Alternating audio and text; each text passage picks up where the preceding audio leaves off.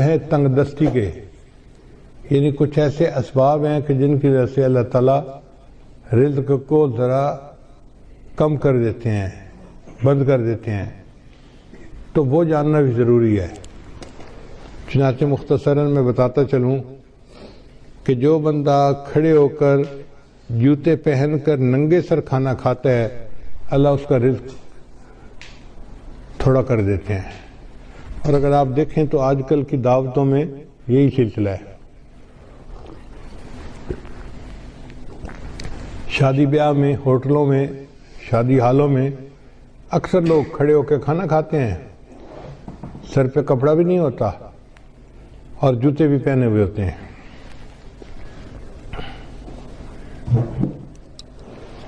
پھر رزق میں تنگی تو ہونی ہوتی ہے۔ پھر دوسرا، مہمان کو بوجھ سمجھنا۔ جو لوگ مہمان کے آنے کو بوجھ سمجھیں اور اس فکر میں لگ جائیں کہ جی آ گیا ہے تو کہاں سے اس کو کھلائیں گے اور کتنا اس کو کھلائیں گے اور کتنے دن رہے گا، مہمان بعد میں آتا ہے، اللہ مہمان کا رزق پہلے بھیجتے ہیں، تو الحمدللہ ثم الحمدللہ اللہ تعالیٰ خیر فرما دیتے ہیں۔ بلکہ میں تو یہ سمجھتا ہوں کہ ہمیں اللہ مہمانوں کی برکت سے روزی دیتے ہیں۔ ایک دن میں کھانا کھا رہا تھا تو میری بہو کہنے لگی کہ ابو جی ایک بندہ ہے انڈیا کا، بڑا مالدار ہے، اس نے پورا سال ہر روز بندے کو ہر روز 1000 بندوں کو کھانا کھلایا۔ اب وہ بڑی حیران تھی کہ 1000 بندوں کو کھانا ہر روز وہ کھلاتا تھا۔ جب اس نے بات کر لی تو میں نے کہا کہ بیٹا وہ تو امیر آدمی ہے، وہ تو 1000 بندوں کو دن میں ایک دفعہ کھانا پورا سال کھلاتا ہے۔ ہم فقیر لوگ ہیں اور ہم الحمدللہ 1000 طلباء کو دن میں 3 مرتبہ کھانا کھلاتے ہیں۔ صبح ناشتہ بھی ہوتا ہے، دوپہر کا کھانا بھی ہوتا ہے، رات کا کھانا بھی ہوتا ہے، اور پورا سال اللہ روزی پہنچا دیتے ہیں۔ تو حیران ہوئی، کہنے لگی ہاں بات تو ٹھیک ہے۔ میری وائف پاس بیٹھی ہوئی تھی تو وہ کہنے لگی کہ میں ایک بات بتاؤں۔ میں نے کہا کیا؟ کہنے لگی کہ ہماری شادی کو 30-35 سال ہو گئے ہیں اور اس 30-35 سال میں ایک دن بھی ایسا نہیں گزرا کہ ہمارے گھر میں مہمان کا کھانا نہ بنا ہو۔ میں نے اللہ کا شکر ادا کیا کہ یا اللہ تیرا کرم اور تیرا احسان ہے کہ الحمدللہ 35 سال میں ہر روز مہمان کا کھانا گھر میں بن رہا ہے، ایک دن بھی ایسا نہیں کہ مہمان گھر میں نہ ہو۔ تو میں تو یہ سمجھتا ہوں کہ اللہ ہمیں رزق جو دیتے ہیں وہ مہمانوں کی وجہ سے دیتے ہیں، تو مہمان نوازی سے کبھی پریشان نہیں ہونا چاہیے۔ پھر تیسرا سبب ہے بغیر بسم اللہ پڑھے کھانا کھا لینا، ہاتھ دھوئے بغیر کھانا کھا لینا، یہ بھی بیماری عام ہے۔ دسترخوان لگے ہوتے ہیں، نہ ہاتھ دھوئے جاتے ہیں، نہ بسم اللہ پڑھی جاتی ہے، نہ کھانے کی دعا پڑھی جاتی ہے، جس وجہ سے پھر تنگ دستی آ جاتی ہے اور اس کے دروازے بند ہو جاتے ہیں۔ پھر کھانے کے برتن کو صاف نہ کرنا، یہ بیماری بھی عام ہے۔ ہم لوگ کھانا کھاتے ہیں اور کچھ تھوڑا سا کھانا آخر پہ بچا دیتے ہیں، حالانکہ اسی کھانے میں برکت ہوتی ہے۔ سنت یہ ہے کہ اگر 3 لقمے کھانا موجود ہے تو اس کو تو چھوڑ دیں تو کوئی اور کھا لے گا، چلو بھائی۔ اگر اتنا کھا لیا کہ 3 لقمے رہ گئے، اس کو خالی نہ چھوڑیں، اب اس کو پلیٹ کو اچھی طرح صاف کر دیں تاکہ اللہ کی نعمت ضائع نہ ہو، اللہ کی نعمت جو ہے وہ کسی انسان کے کام آ جائے۔ مگر اس میں ایسے لگتا ہے کہ جیسے یہ بندہ غریب ہے، اور امیر لوگ جو ہیں وہ ذرا شاہانہ دماغ کے ہوتے ہیں، تو وہ ڈالتے زیادہ ہیں، آدھا کھا لیتے ہیں، آدھا چھوڑ دیتے ہیں۔ یہ جو آدھا کھانا اور آدھا چھوڑنا ہے، یہ بھی رزق میں تنگی کا سبب بنتا ہے۔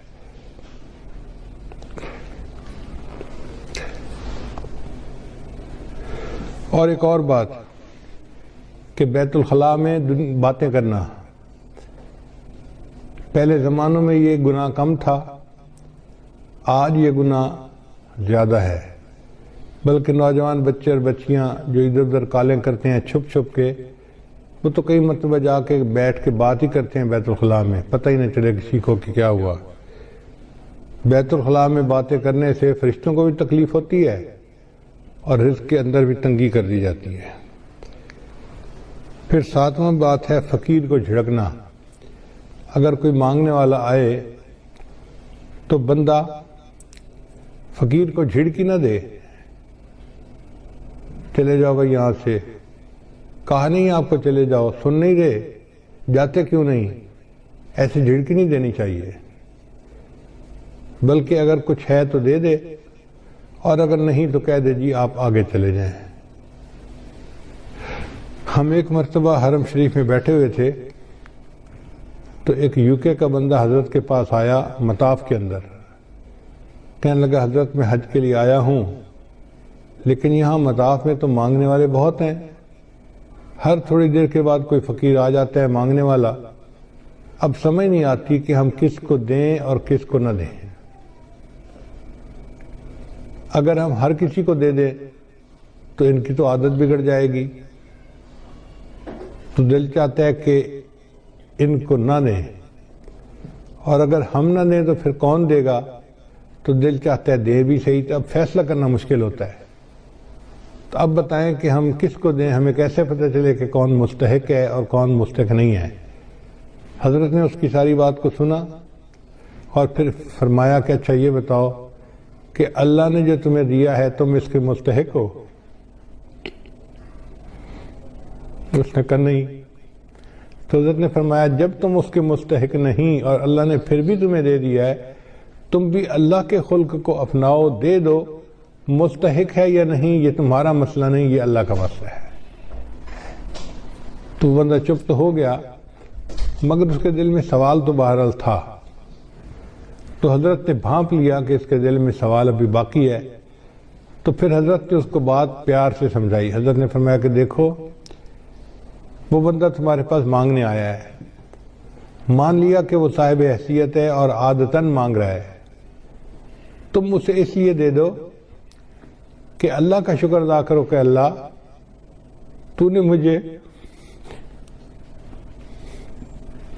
دینے والوں میں سے بنایا، لینے والوں میں سے نہیں بنایا۔ یہ بھی تو ہو سکتا تھا اللہ تجھے اس کے حال میں ڈال دیتا اور تو لوگوں سے مانگتا پھرتا۔ تو اللہ تعالیٰ کی اس نعمت کا شکر ادا کرتے ہوئے دے دیا کرو کہ اللہ تو نے مجھے لینے والا نہیں، تو نے مجھے دینے والا بنایا ہے، میں تیرے نام پہ دے رہا ہوں۔ اس پہ اس کے دل کے اندر تسلی ہو گئی اور اس نے حضرت کے ماتھے کا بوسہ لیا اور خوش ہو کے واپس چلا گیا۔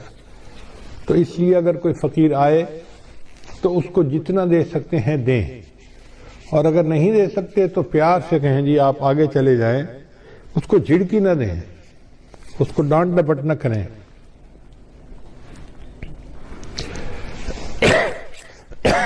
پھر مغرب کی نماز کے بعد بلا عذر جو بندہ سو جاتا ہے، اس سے بھی رزق کے اندر برکت کم کر دی جاتی ہے۔ اگر کوئی بیمار ہے یا کوئی عذر ہے تو اس میں تو شریعت اجازت دیتی ہے، لیکن عادت بنا لینا اس کو شریعت نے منع کیا ہے۔ مغرب کے بعد بلا عذر نہیں سونا چاہیے۔ پھر جو بندہ نماز قضا کر دیتا ہے، اللہ تعالیٰ اس کے رزق کو تنگ کر دیتے ہیں۔ عورتیں بالخصوص،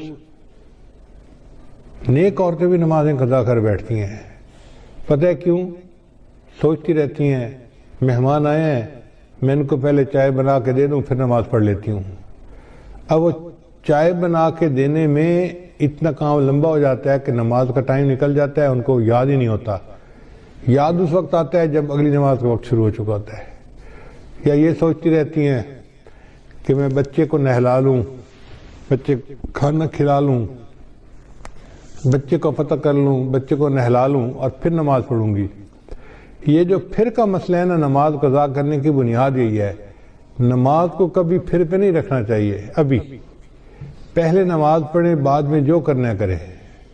اس لیے جب نماز کا وقت ہو جائے تو نماز پڑھیں اور اس کے بعد جو کرنا ہے کریں۔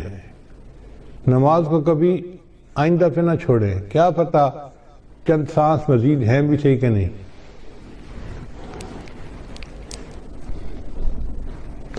ہمیں ایک مرتبہ اس کا بہت عجیب تجربہ ہوا۔ ہم پشاور ایک اجتماع سے واپس آ رہے تھے تو لاکھوں لوگ تھے اس اجتماع میں۔ راستے میں ایک چھوٹی سی مسجد میں ہم رکے، ہم نے سوچا کہ ہم یہاں پر عصر کی نماز ادا کر لیتے ہیں۔ تو جب میں مصلی کے اوپر کھڑا ہوا امامت کے لیے تو ایک اور گاڑی آ کے رکی جس میں 4 بندے تھے۔ ان 4 میں سے 2 بندے مسجد کے اندر داخل ہوئے اور دوسرے 2 ان کے پیچھے تھے۔ تو پیچھے والوں نے ان کو کہا یار یہاں تو پہلے ہی نمازی کافی ہیں، چلو ہم عصر کی نماز آگے پڑھ لیں گے۔ تو جو اندر آئے ہوئے لوگ تھے نا وہ بھی باہر نکل گئے اور گاڑی میں بیٹھ گئے اور گاڑی چلی گئی۔ خیر ہم نے نماز ادا کی، پھر اس کے بعد ہم آگے چلے اسلام آباد کی طرف آ رہے تھے۔ کوئی 10 میل کے بعد ہم نے دیکھا کہ اس پہلے والی گاڑی کا ایکسیڈنٹ ہوا ہے، اور ایکسیڈنٹ اتنا فیٹل تھا کہ چاروں کے چاروں بندے مر گئے تھے۔ تو ہم نے جب اس گاڑی کو دیکھا تو گاڑی کو تو پہچان لیا، تو لوگوں نے ہمیں بتایا کہ جی ایکسیڈنٹ اتنا برا تھا کہ ایک بندہ بھی نہیں بچا، سب مر گئے۔ اس وقت مجھے خیال آیا کہ یا اللہ اگر یہ رکے تھے جیسے نماز وہاں پڑھ کے پھر چلتے تو ایک تو وقت کی عصر کی نماز بھی ادا ہو جاتی اور دوسرا اس کی وجہ سے برکت بھی ہو جاتی۔ اب یہ انہوں نے عصر کی نماز ادا نہیں کی ہوگی، نیت تھی پڑھنے کی لیکن بن پڑھے دنیا سے چلے گئے۔ تو کون جانتا ہے موت کا وقت کتنا قریب ہے، اس لیے اگر پھر پہ ڈال دینا جی کہ پھر نماز پڑھیں گے تو اس میں نماز بھی قضا ہو جاتی ہے اور انسان نقصان بھی اٹھاتا ہے۔ ابھی نماز پہلے پڑھیں جب ٹائم ہو جائے، اور عورتوں کے لیے تو اول وقت میں نماز پڑھنا بھی زیادہ فضیلت ہے۔ بس اذان کے انتظار میں رہیں۔ گھر کے اندر ایک بورڈ ہونا چاہیے جس پر نماز کے ٹائمنگ لگے ہوئے ہوں، بچے بڑے اس بورڈ کو دیکھیں اور جیسے ہی نماز کا ٹائم ہو جائے بس وضو کیا، پہلے نماز پڑھی، بعد میں جو کرنا ہے بعد میں کرتے رہیں گے۔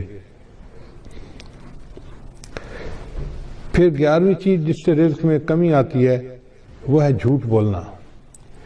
جو بندہ جتنا زیادہ جھوٹ بولتا ہے اللہ اس کے رزق کو اتنا تنگ کر دیتے ہیں۔ اللہ اکبر، شاید آج ہمارے رزق کے اندر جو تنگی ہے اس کی بنیادی وجہ یہ جھوٹ ہی ہے۔ جھوٹ ہم نے انفرادی طور پر نہیں، قوم میں اجتماعی طور پر آ گیا ہے۔ جس بندے سے بات کریں وہی جھوٹ میں بات کرے گا، اور اس کا نام ہم نے بہانہ رکھ دیا جی میں نے اس کے سامنے بہانہ کیا۔ بیوی کہتی ہے میں نے خاوند کے سامنے بہانہ کیا، بیٹا کہنا ہے میں نے ابو کے سامنے بہانہ کیا، شاگرد کہتے ہیں میں نے استاد کے سامنے بہانہ کیا۔ حالانکہ یہ بہانہ صریح جھوٹ ہوتا ہے اور اس جھوٹ سے بچنے کی ضرورت ہے۔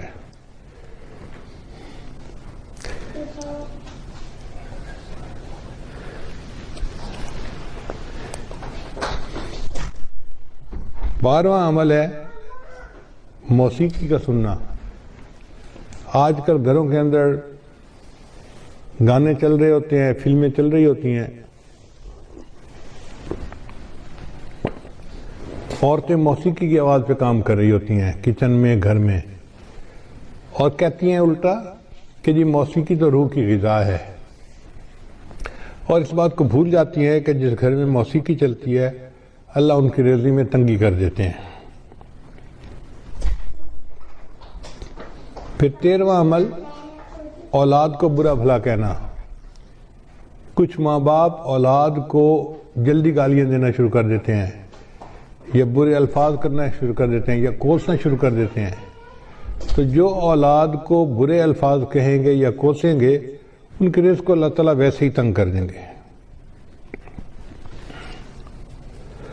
14واں عمل قرآن مجید کو بلا وضو ہاتھ لگانا۔ قرآن مجید اللہ کا کلام ہے، لا یمسہ الا المطہرون، اس کو ہاتھ نہیں لگا سکتا مگر وہ جو پاک ہو۔ تو ہمیں چاہیے کہ ہم باوضو ہو کے اس کو ہاتھ لگائیں، اگر بے وضو ہاتھ لگائیں گے تو رزق کے اندر کمی آ جائے گی۔ پھر 15واں عمل جس سے رزق میں کمی آتی ہے نامحرم کو دیکھنا۔ یہ بد نظری کی عادت آج اتنی عام ہو گئی ہے، چاہے آتے جاتے بازار میں دیکھے، گلی میں دیکھے، سکرین کے اوپر دیکھے، سیل فون کے اوپر دیکھے، عورت کو دیکھے یا عورت کی تصویر کو دیکھے، بات ایک ہی ہے۔ تو نامحرم کو دیکھنے سے اللہ تعالیٰ رزق میں تنگی فرما دیتے ہیں۔ اور 16واں عمل جس سے کہ انسان کے رزق میں تنگی آ جاتی ہے، اہل و عیال کے ساتھ لڑتے رہنا۔ میاں بیوی جو ہر وقت ایک دوسرے کے ساتھ بات بات پہ بحث کرتے ہیں، دلیلیں دیتے ہیں، لڑتے جھگڑتے ہیں، تو یہ میاں بیوی کی لڑائی جھگڑے میں اللہ ان کے رزق کو تنگ کر دیتے ہیں۔ اب ایک طرف تو لڑائیاں بھی ختم نہیں ہوتی اور دوسری طرف رزق کی کمی کے شکوے بھی ختم نہیں ہوتے۔ بھئی اتفاق میں برکت ہے، آپ محبت پیار سے زندگی گزاریں تو اللہ تعالیٰ رزق کی پریشانی کو دور کر دیں گے۔ اور باطنی روحانی بیماریوں سے بھی دعا مانگیں، اللہ تعالیٰ ہمارے ایمان کی حفاظت فرمائے اور ہمیں اس دنیا میں اللہ تعالیٰ ایمان کے ساتھ جینے اور ایمان کے ساتھ مرنے کی توفیق عطا فرمائے۔ وآخر دعوانا ان الحمد للہ رب العالمین۔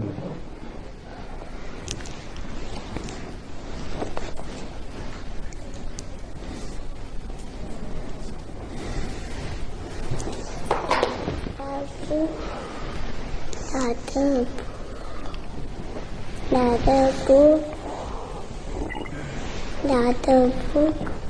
جی پانی پی لو مٹھائی لے پانی پی لو۔ بیٹھ کے کلمات پڑھائے جائیں گے، سچے دل کے ساتھ یہ کلمات پیچھے پیچھے پڑھتے جائیے۔ پڑھیے بسم اللہ الرحمن الرحیم،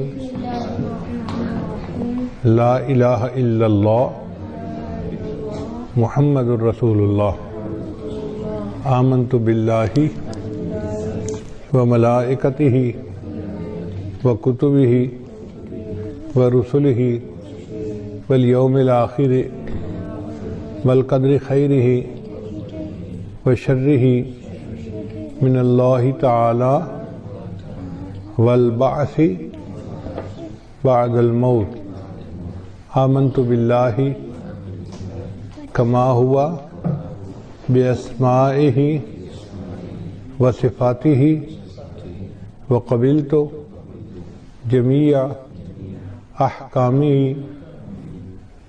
اقرار باللسان وتصدیق بالقلب، اشہد ان لا الہ الا اللہ واشہد ان محمدً عبدہ ورسولہ، استغفر اللہ ربی من کل ذنب واتوب الیہ برحمتک یا ارحم الراحمین۔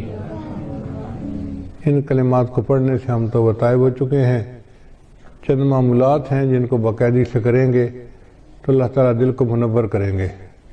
پہلا عمل ہے 100 مرتبہ استغفار صبح شام پڑھنا، دوسرا عمل ہے 100 مرتبہ درود شریف صبح شام پڑھنا، تیسرا عمل ہے قرآن مجید کی تلاوت روزانہ کرنا، چوتھا عمل ہے چلتے پھرتے ہر وقت علم اللہ کو یاد کرنا، اور پانچواں عمل ہے 10-15 منٹ صبح 10-15 منٹ شام مراقبہ کرنا۔ انشاءاللہ مراقبہ کریں گے تو اس سے دل میں اللہ کی محبت بڑھے گی اور ہمارے اعمال کے اندر جان پیدا ہو جائے گی۔